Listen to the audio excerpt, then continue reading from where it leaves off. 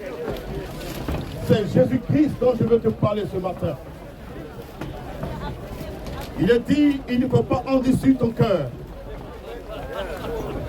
Car nous n'avons qu'une vie sur cette terre.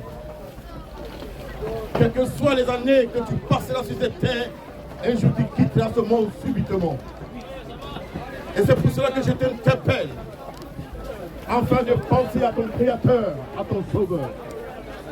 Je t'interpelle, hommes et femmes, pour ne pas que tu puisses regretter éternellement l'amour de Dieu, ce que tu hérites le royaume des cieux.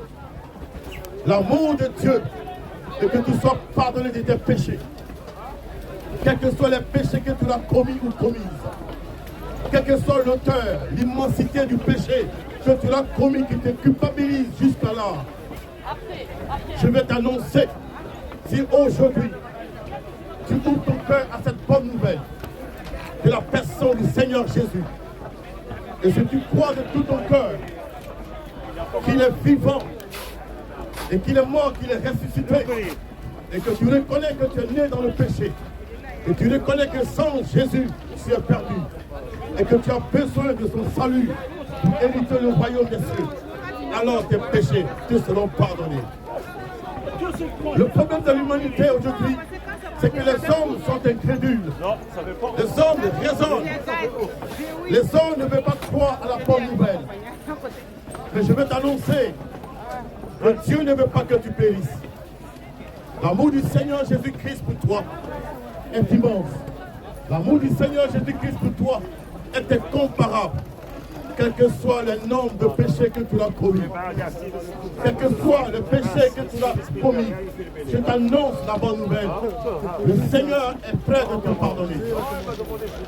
La parole du ciel, maman. Dieu bénisse.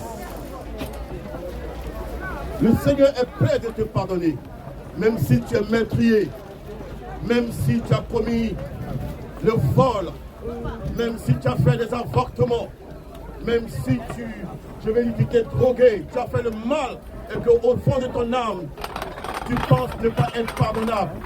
Je t'annonce que Dieu est prêt de te pardonner si tu reconnais tes péchés et que tu donnes ta vie à Jésus. Il a dit, venez à moi pour tous qui êtes fatigués et chargés. Je vous donnerai du repos. Venez à moi pour tous qui êtes fatigués et chargés. Je vous donnerai du repos. Combien de fois dans ta fatigue tu as cherché un repos? Tu as été voir des médiums, tu as été voir des cartomanciens, tu as été voir des personnes qui vont te faire la lecture de la même. Tu as été voir des féticheurs, des marabouts. Tu as été même dans des choses où tu n'as jamais eu de repos et de paix. Tu as gaspillé ton énergie, tu as gaspillé ton argent, tu as gaspillé tous tes biens et ta vie demeure la même. Ta situation n'a pas changé et tu es désespéré. Il ne faut pas désespérer, hommes et femmes.